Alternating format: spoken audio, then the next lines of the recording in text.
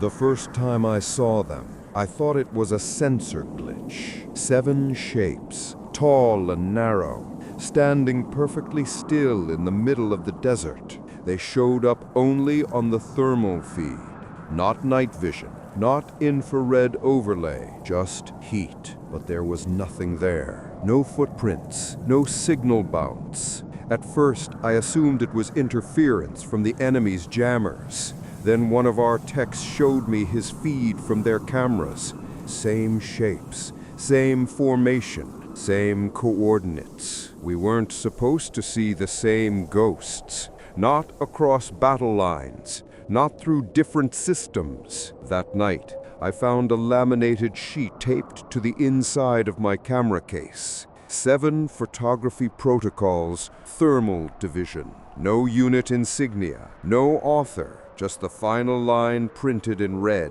Never photograph them twice. The next night, someone did, and the shapes turned their heads toward us. Our orders were simple. Follow standard visual protocols, but stay off thermal unless commanded. No reason given, no explanation. That was the first red flag. Because in my division, thermal imaging was the command. That's how we tracked at night. Still, I followed the rules. I unpacked my Mark V thermal rig and found the laminated sheet again. This time, the back had been written on. Pen marks, shaky, rushed handwriting. It listed 7 rules. Rule 1, never focus on the horizon for more than 10 seconds. Rule 2, if the image forms human shapes with no movement, reduce exposure immediately. Rule 3, never photograph them twice. The other 4 were smudged. Someone had tried to erase them. By nightfall, I was on the ridge, scanning the valley. Everything looked ordinary until I saw heat signatures standing in the fog. 7 of them, motionless, perfectly spaced, the same formation I'd seen the night before. Except this time, one of them moved half a step forward, and the lens flickered like it was blinking.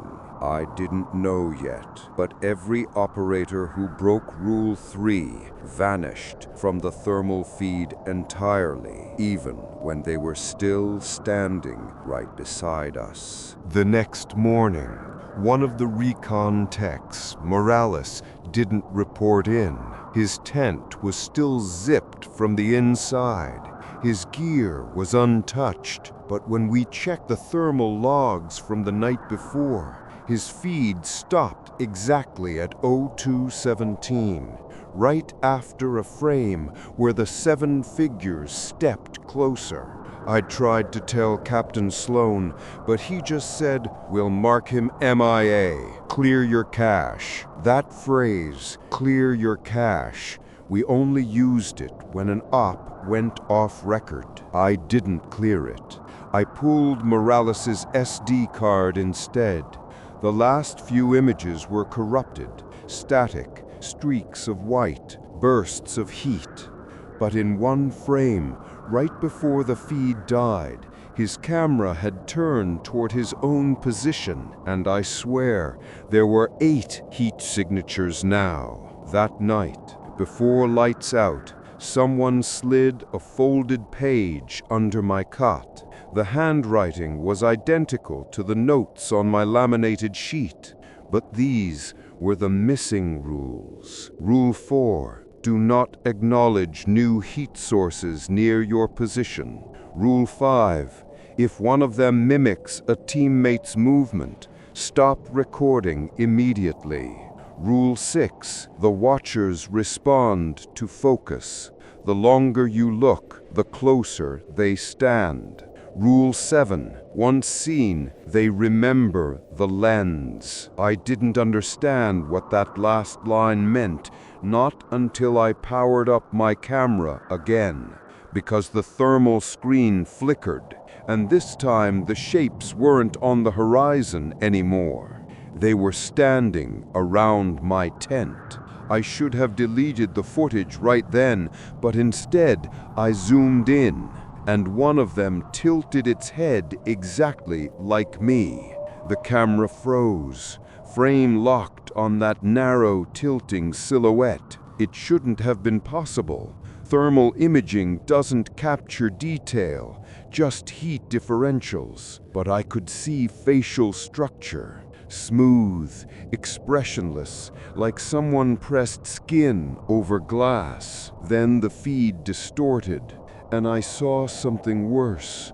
The reflection of my own tent flap fluttering inside the thermal image, like the camera wasn't showing what was outside, but what was about to happen. I scrambled out, expecting empty desert. Nothing. No sound but the wind. But the temperature, it dropped 10 degrees in seconds. My breath came out white. The air shimmered. Then I heard clicks, soft, deliberate, like a camera shutter being pressed repeatedly somewhere behind me. When I turned, my camera was still on the tripod, aimed at me. It was taking photos by itself. Every click was in sync with a faint pulse in the viewfinder, and with each pulse, a heat signature flickered closer. By the fifth photo, I could make out hands, long fingers, cold blue in thermal, resting against my shoulder. Then static, feed dead. Captain Sloan ordered a full data wipe the next morning. He said the sensors had been calibrated wrong, but he looked pale, eyes red, voice shaking. Before I could argue, he slipped me another folded sheet, handwritten again. It just said, "They remember the lens. Do not let them see you through glass." That night, every window on base fogged over from the inside, and behind the glass, 7 blurred outlines were waiting. Irreverent storytelling with emotions. The fog didn't roll in from the valley that night. It came downhill. That shouldn't happen. Thermals don't move that way. But the mist slid along the ground like it had weight, crawling toward the base like a living thing. The motion sensors tripped in every direction at once. The watchtower lights cut through the haze for maybe a second, just long enough to see figures standing where the perimeter fence should have been. 7 of them. Same spacing, same silence. Sloan barked orders over the radio. "No lights, no lenses, seal all reflective surfaces." I remember thinking, what kind of protocol is that? No one answered. Then came the tapping. Not at the gate, not on the walls, on the windows, inside the operations room. One by one, light, rhythmic taps. Someone panicked and shone a flashlight. The beam bounced off the glass and hit something on the other side. A face, pale and featureless, pressed flat against the window pane. Private Harris fired through the glass. The bullet went through, hit nothing, but left frost on the floor. The power cut out. Monitors went black, and for a few seconds, the only light came from my still active camera display. It flickered, showing 7 figures, but now they were inside the base perimeter. I looked at Sloan. He wasn't moving. His eyes were fixed on something behind me. When I turned, the thermal camera was pointed straight at us, and on the feed, there were 8 heat signatures. We sealed the base, but I realized something. The 8th figure wasn't one of them. It was someone standing between us and the Watchers, and his uniform wasn't from our unit. The generator kicked in after 3 minutes. Enough power to bring back the screens. Enough to show me what I shouldn't have seen. The thermal feed looped through all active cameras. Each corner of the base, each hall, each blind spot, every one showed the same formation.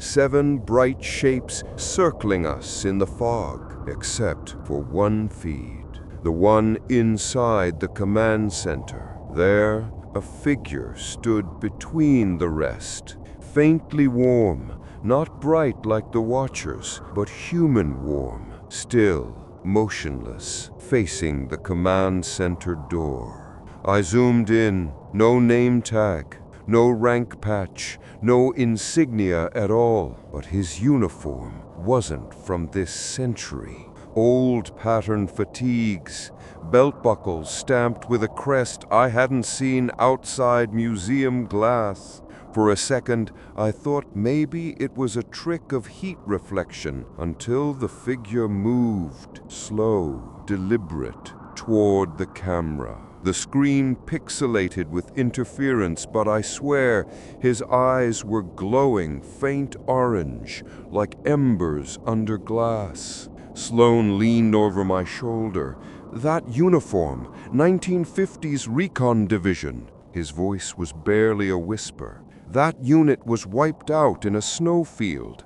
They were testing early IR film when they vanished. He reached into his coat and pulled out a folder marked Protocol 7, Last Contact. Inside were photos, black and white, grainy, each showing soldiers pointing cameras toward a misty horizon. And in every frame, just faint enough to doubt, stood those same 7 silhouettes. One photo caught my breath. The photographer in that picture looked exactly like me. Before I could process it, the base alarm sounded again. Motion detected inside the command center. And this time, the camera showed the 8th figure walking through the door, with my camera slung around his neck. The door creaked open without a sound. No footsteps, no echo, just the hum of the generator vibrating through the floor. Sloan's hand hovered near his sidearm,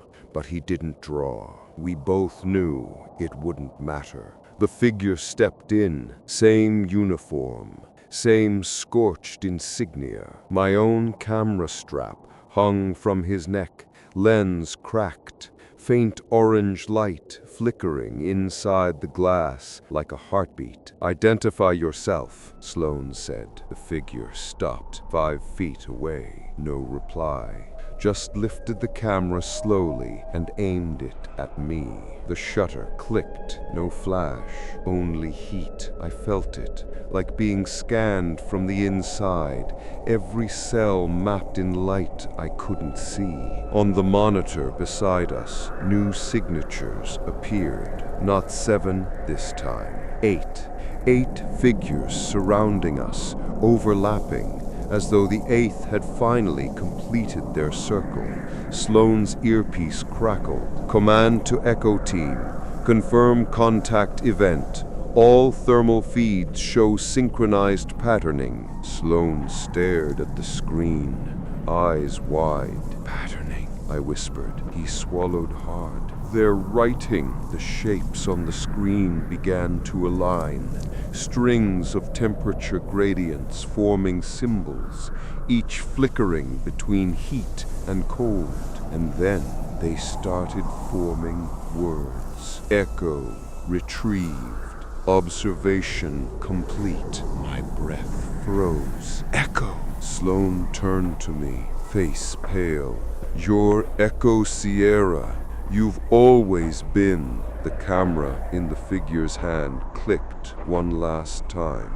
This time, I saw the flash, a searing white that burned through my vision, through thought, through self. For a heartbeat, I saw through the lens. The Watchers weren't outside anymore. They were inside the signal, woven into every transmission, every sensor, every fragment of electromagnetic noise our species ever produced, watching us the way we watched the stars. And in that last instant, before the light faded, I realized the photo he took wasn't a picture, it was a transfer. When I came to, Sloan was gone, but his voice still played through the radio. Not live, not recent. It was the same recording from 20 years ago. The one they said was the first signal that spoke our names. Reverent storytelling with emotions. The camera lay on the concrete floor, lens cracked and faintly pulsing. I should have left it there, but curiosity, or maybe recognition, made me lift it again. The glass was warm to the touch. Inside the fracture lines, faint silhouettes moved, 7 shapes circling one still center. My reflection was gone. The generator flickered once and died. Silence swallowed the room, except for the soft, rhythmic click of the shutter cycling by itself, framing pictures of nothing. I tried the radio, only static. Then, underneath it, a whisper, faint, layered, almost mechanical. Unit complete. Observation continuous. Every light on the monitors flared to life at once. All feeds showed the same thing. Every infrared camera, every sensor, across every facility. 7 humanoid figures standing at fixed points, all facing the 8th, centered right where I stood. I realized what Sloan meant. Echo wasn't a call sign, it was a designation. I wasn't documenting the watchers, I was becoming one of them. The air grew heavy, vibrating like deep sonar through the concrete. Every temperature gauge spiked, then dropped below freezing in seconds. Through the viewfinder, the world shifted, outlines bleeding into geometry that shouldn't exist. The walls turned transparent, showing the mountain from miles away. And on the ridge, the 7 were there, perfectly still, perfectly aligned. They turned their heads toward me in unison. Through the lens, they looked human. Through my eyes, they were blinding silhouettes of heat, pulsing in a rhythm that matched my heartbeat. I took one photo, just one. The flash wasn't light, it was memory. When I opened my eyes, dawn had broken. The ridge was empty, the facility abandoned, dust and silence. My radio still hummed. Observation Protocol 12. The 8th replaces the 1st. The camera in my hands went cold. I aimed it toward the horizon and pressed the shutter again. Somewhere, miles away, 7 new thermal signatures appeared on someone else's feed, standing on a ridgeline at dawn. And I knew they'd retreat when they saw us, because now we were the ones watching.